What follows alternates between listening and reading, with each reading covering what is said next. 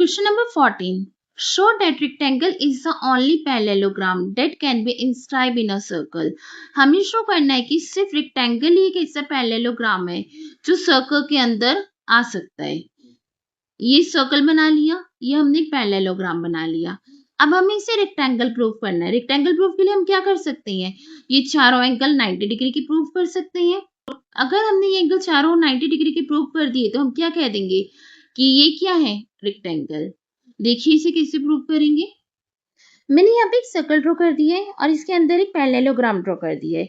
इसे नाम दे रही हूँ मैं PQRS. जो आपका नाम मन करे आप वो नाम दे सकते हैं. सबसे पहले हम लिखेंगे गिवन. गिवन क्या दे रखा है हमें? PQRS is a parallelogram inscribed in a circle. हमें प्रूफ क्या करना है? To prove PQRS is a rectangle. ये हमें प्रूव करना है. अब इसका प्रूफ स्टार्ट करते हैं.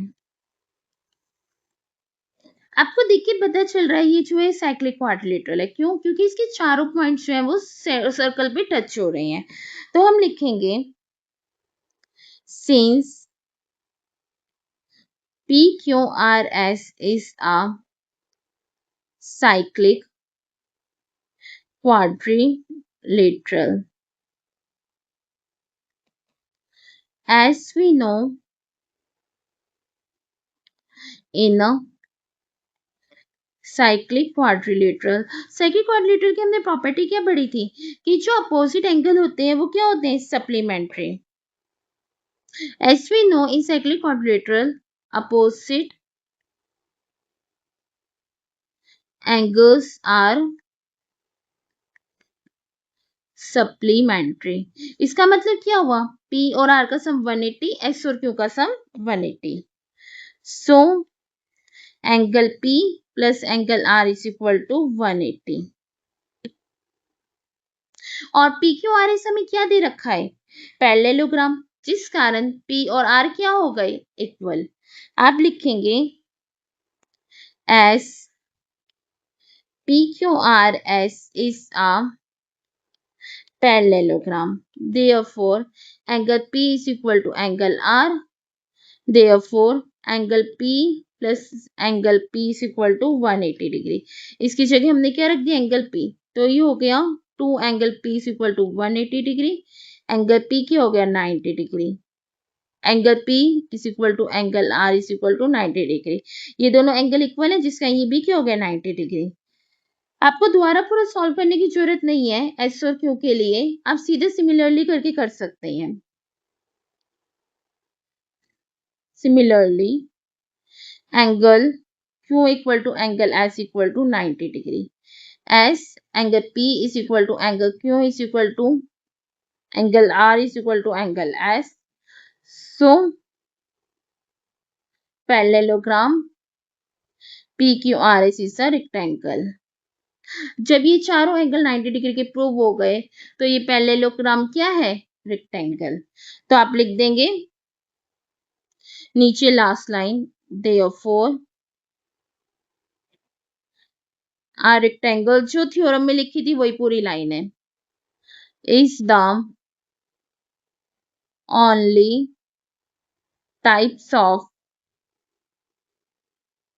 parallelogram that can be inscribed in a circle.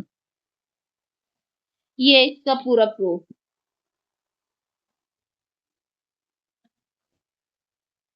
Last में लिख देंगे hand proved. Question number 15. Show that if a rectangle is inscribed in a circle, then the point of intersection of its diagonal must lie at the center of the circle. इन्होंने बोला है एक circle के अंदर एक rectangle है. ये rectangle बना लिया. जो उसके डायगोनल्स होंगे वो इंटरसेक्ट करेंगे सेंटर पे. हमें ये प्रूव करना है. यहाँ पर मैंने एक सर्कल बना लिया और एक रेक्टेंगल बना लिया. अब स्केल की हेल्प से बनाओगी तो बिल्कुल प्रॉपर बनेगा. इसे मैंने नाम दे दिया PQRS और ये हो गया सेंटर. इसे नाम दे दिया O. अब हमसे पूछा गया था इसमें कि जो रेक्टेंगल है वो इसकी जो डायगोनल्स है दोनों वो कहाँ इंटरसेक्ट कर रहे हैं, ऊपर। तो सबसे पहले हम गिवन लिखेंगे PQRS is a rectangle. PQRS एक रेक्टेंगल दिया हुआ है जो सर्कल के अंदर है, inscribed in a circle. To prove हमें क्या प्रूव करना है कि इसके दोनों डायगोनल जो इंटरसेक्ट करें ऊपर। PR and QS intersected O। PR and QS intersect at centre. Centre पे इंटरसेक्ट कर रहे हो, सेंटर क्या है O। अब इसका प्रूफ स्टार्ट करते हैं। सबसे पहले हमने O को सेंटर मान लिया। Let O is centre of the circle. अब हमें क्या दे रखा था कि ये एक रेक्टेंगल है और रेक्टेंगल में जो होते हैं डायगोनल वो इक्वल होते हैं और बाइसेक्ट करते हैं। तो हम लिखेंगे in a rectangle diagonals are equal and bisect each other। Rectangle में जो है डायगोनल्स जो है इक्वल होते हैं और एक दूसरे को बाइसेक्ट करते हैं। इसका मतलब क्या हुआ, O S equal to O R equal to O P equal to O Q होगा। क्यों, ये डायगोनल है, ये बाइसेक्ट होगा तो O S equal to O Q आएगा और ओ ये जब इसकी बारी आएगी तो O R equal to O P आएगा। और जब ये दोनों डायगोनल्स इक्वल है तो ये चारों क्या हो जाएंगे, equal. Therefore OS equal to OQ, OP equal to OR and दोनों डायगोनल्स इक्वल है मतलब PR equal to QS, so OS equal to OQ is equal to OP is equal to OR। ये चारों क्या हो जाएंगे, इक्वल। और जब ये चारों इक्वल हैं तो ये सेंटर से इक्वल डिस्टेंस पर होंगे, तभी तो ये चारों इक्वल हैं क्योंकि ये सारे पॉइंट्स कहाँ पर हैं, सर्कल के ऊपर। अगर ये 8 है तो ये भी 8 होगा, ये 8 है तो ये भी 8 होगा। तो हम लिखेंगे this means O is equidistant from all four point P, Q, R and S। The points are equidistant from all point on a circle is the center। तो ये सारे इक्वल है तो ये किससे होंगे, सेंटर से। Hence P R and Q S, इसका मतलब क्या हुआ, ये कहाँ पे इंटरसेक्ट करेंगे, इस सेंटर पर। इंटरसेक्ट एट सेंटर और नीचे लास्ट में लिख देंगे हैंस प्रूव।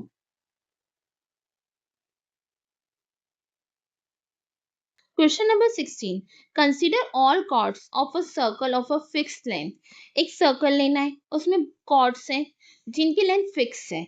जब आप एक सर्कल के अंदर कॉर्ड्स ड्रॉ करेंगे जिनकी लेंथ फिक्स होगी तो आप ऐसे इन्फानाइट कॉर्ड्स बना सकते हैं। जैसे ये कॉर्ड है जिसकी लेंथ 8 सेंटीमीटर, ये है 8 सेंटीमीटर, आप ऐसे 8 सेंटीमीटर 8 सेंटीमीटर बना सकते हैं और ऐसे भी बन सकते हैं, मतलब इन्फानाइट बन सकती है।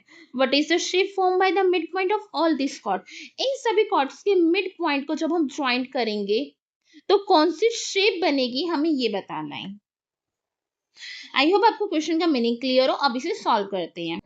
मैंने यहाँ पे एक सर्कल ड्रॉ कर लिया, टू कॉर्ड्स ड्रॉ किए ABCD। आप जैसे मर्जी कर सकते हैं, जितनी मर्जी कर सकते हैं, और मिड पॉइंट मान लिया और यहाँ से परपेंडिकुलर बना लिया। इसे मैंने I नाम दे दिया, इसे मैंने O नाम N नाम दे दिया।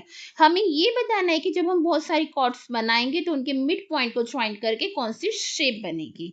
सबसे पहले लेट जो हमने किया है वो लिखते हैं, AB and CD be two chord of a circle have the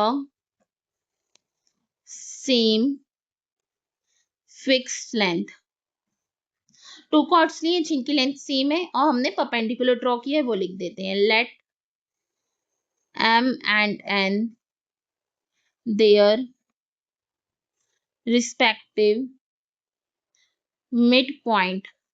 Midpoint माने M और N को, and O be the center of the circle. O को क्या माने सेंटर.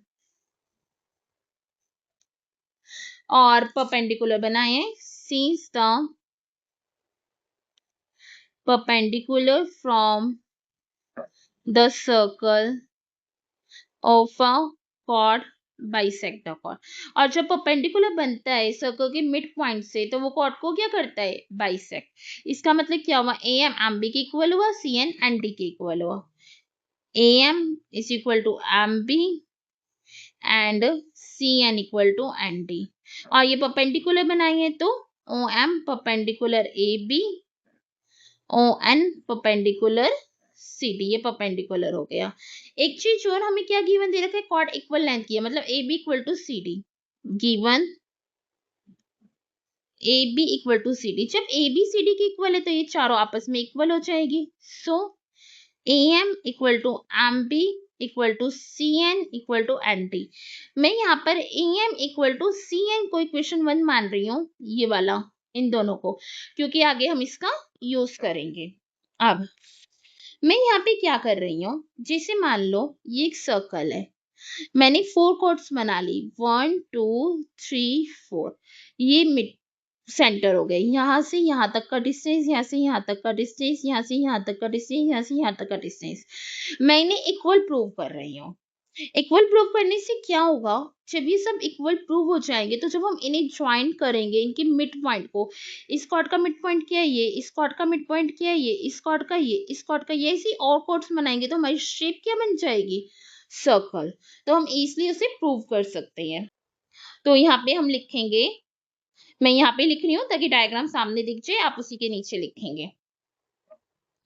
मैं 2 ट्राइंगल ले रही हूँ, ओ एम ए और ओ एन सी. इन्हें मैं कॉन्ग्रुएंट प्रूव कर दूंगी और उसके बाद ओ एम और ओ एन इक्वल दिखा दूंगी सीपीसीटी से. In triangle O M A and triangle O N C, O A equal to O C, radius of the circle. A M equal to C N, हमने equation 1 mark की थी, याद हो तो आपको. और एक और हमें इसमें एंगल दे रखा है, O M A is equal to angle O N C 90 degree. Third point O M equal to O N C 90 degree दे रखा है, तो हम इसे by R H S congruency से कॉन्ग्रुएंट प्रूव कर सकते हैं. Triangle O M A congruent to triangle O N C by R H S congruence rule. जब ये कॉन्ग्रुएंट हो गए तो O M equal to O N हो जाएगा बाय सीपीसीटी. हमने इन्हें इक्वल प्रूव कर दिए, O M equal to O N को. अब हम नीचे लिखेंगे, does the midpoint of every chord of the given fixed length is at the same distance from the center. इसका मतलब क्या हुआ, जब जितने भी बनेंगे सेंटर से सेम डिस्टेंस के कॉर्ड पर, और सबका डिस्टेंस क्या होगा, फिक्स, क्योंकि यहाँ पे O M equal to O N आ रहा है, और हम और भी बना के प्रूव करेंगे तो वो भी इक्वली आएंगे. A set of point at a fixed distance form a fixed point forms a circle. क्या बनाते हैं, सर्कल. तो आप लिख देंगे लास्ट में, hence the midpoint of all such chord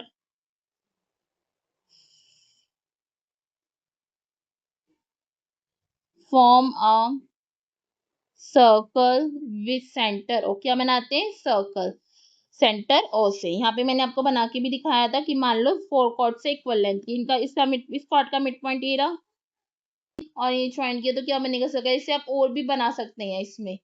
ये देखिए, जैसे मैंने एक कॉर्ड यहाँ बना दी, एक कॉर्ड यहाँ बना दी, इस कॉर्ड का मिड पॉइंट क्या है, ये रहा, इस कॉर्ड का मिड पॉइंट क्या है, ये रहा। इनफाइनाइट बन सकती है और शेप क्या बनेगी, सर्कल। और हमसे इन्होंने शेप ही पूछा था। आपको कोई भी डाउट हो मुझसे कमेंट बॉक्स में पूछ सकते हैं। इसके आगे के क्वेश्चन हम नेक्स्ट क्लास में करेंगे। ऐसी वीडियो के लिए चैनल को सब्सक्राइब करें, वीडियो को लाइक करें, अपने दोस्तों के साथ शेयर करें। Thank you for watching.